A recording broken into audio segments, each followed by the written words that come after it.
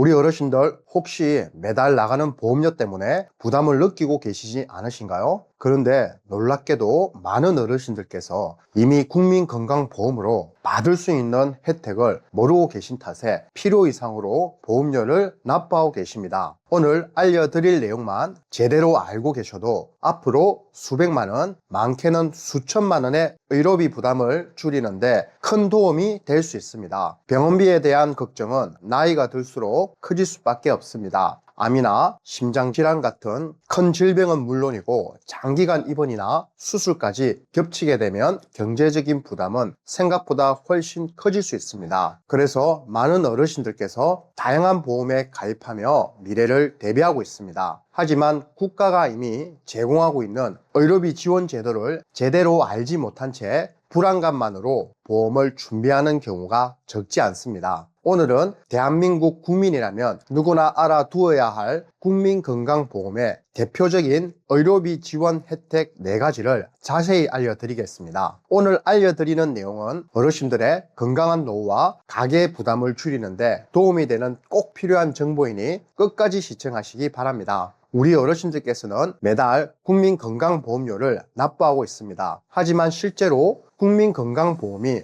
어떤 혜택을 제공하는지 정확하게 알고 계신 분들은 생각보다 많지 않습니다. 대부분 어르신들께서 병원 진료를 받을 때 일부 비용을 지원해 주는 정도로만 생각하지만 국민건강보험은 예상치 못한 질병과 의료비 부담으로부터 국민을 보호하는 매우 중요한 사회 안전망 역할을 하고 있습니다. 첫 번째로 알아볼 제도는 본인부담금 상한제입니다. 이 제도는 과도한 의료비로 인해 가계가 어려워지는 상황을 방지하기 위해 마련된 제도입니다. 쉽게 말하면 국민건강보험이 적용되는 병원비 가운데 우리 어르신들께서 부담해야 하는 금액에도 일정한 한도가 있다는 뜻입니다. 개인의 소득 수준에 따라 본인 부담 상한액이 정해지며 그 금액을 초과한 의료비는 국민건강보험공단이 환급해 줍니다. 예를 들어 장기간 입원이나 큰 수술로 인해 병원비가 많이 발생하더라도 본인이 부담해야 하는 금액은 일정 수준으로 제한됩니다. 특히 여러 병원을 이용했더라도 1년 동안 발생한 병원비를 모두 합산하여 계산하기 때문에 의료 이용이 많았던 분들에게는 매우 중요한 제도입니다. 많은 분들이 이러한 환급금을 받을 수 있음에도 모르고 지나치는 경우가 있습니다. 따라서 병원을 자주 이용했거나 의료비 지출이 많았다면 반드시 환급 대상 여부를 확인해 보는 것이 좋습니다. 국민건강보험공단 홈페이지와 모바일 앱을 통해 간편하게 조회할 수 있으며 고객센터를 통해서도 확인이 가능합니다. 두 번째는 재난적 의료비 지원 사업입니다. 이 제도는 의료비 부담이 지나치게 커져 경제적으로 어려움을 겪는 가정을 지원하기 위해 운영되고 있습니다. 특히 건강보험 적용이 되지 않는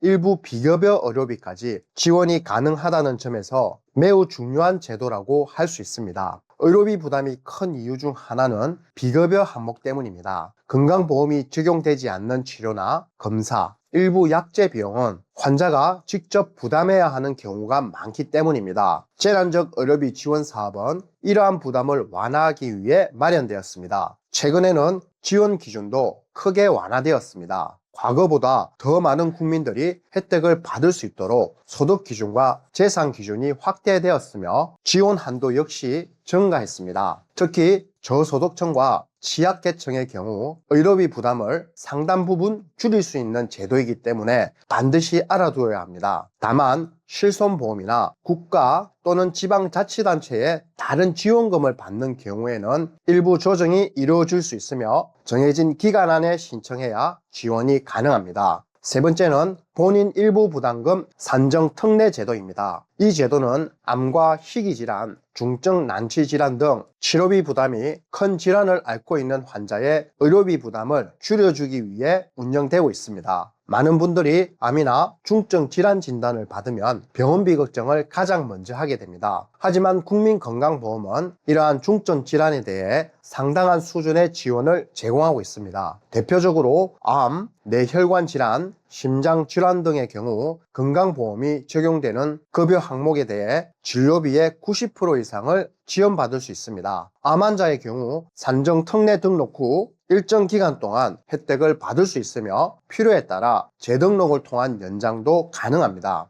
이러한 제도를 통해 환자와 가족이 부담해야 하는 경제적 부담을 크게 줄일 수 있습니다. 물론 건강보험 적용이 되지 않는 비급여 치료는 본인 부담이 발생할 수 있습니다. 하지만 기본적인 치료 과정에서 발생하는 의료비 상당 부분을 국가가 지원한다는 점은 반드시 기억해 둘 필요가 있습니다. 네 번째는 노인장기요양보험 제도입니다. 고령화 시대를 살아가는 우리 사회에서 매우 중요한 제도 가운데 하나입니다. 노인장기요양보험은 고령이나 노인성 질환으로 인해 혼자 일상생활을 수행하기 어려운 어르신들에게 다양한 돌봄 서비스를 제공하는 제도입니다. 치매, 뇌졸중, 파킨슨병 등 노인성 질환이 있는 경우에도 신청할 수 있으며 만 65세 이상 어르신이라면 누구나 대상이 될 수 있습니다. 신청 후 장기 요양 등급 판정을 받게 되면 다양한 서비스를 이용할 수 있습니다. 대표적으로 방문 요양 서비스가 있습니다.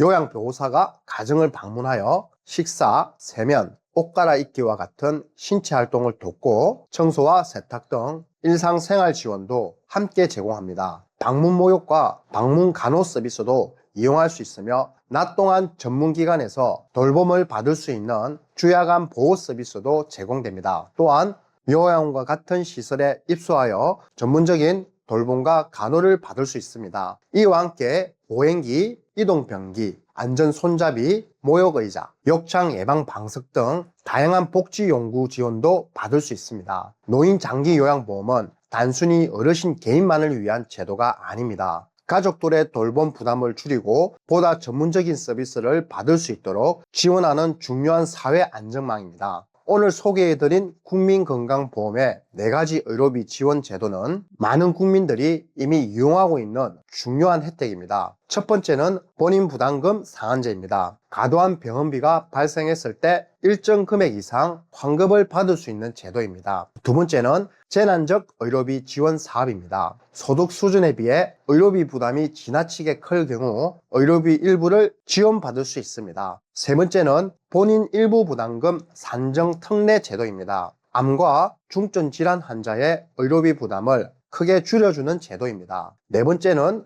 노인 장기 요양보험 제도입니다. 노인 돌봄과 장기 요양 서비스를 지원하는 제도입니다. 우리 어르신들의 안전적인 삶을 유지할 수 있도록 마련된 사회 안전망입니다. 따라서 의료비 부담이 걱정될 때는 무조건 보험 가입부터 생각하시기보다 먼저 국가가 제공하는 제도를 충분히 이해하고 활용하는 것이 중요합니다. 국민건강보험의 혜택을 제대로 알고 활용하는 것만으로도 의료비 부담은 크게 줄어들 수 있습니다. 앞으로도 어르신들의 건강한 노후와 복지 생활에 도움이 되는 유익한 정보로 찾아뵙겠습니다. 영상 놓치지 않으시려면 구독과 좋아요, 알림 설정을 꼭 해두시기 바랍니다. 지금까지 경상도 이서방이었습니다. 감사합니다.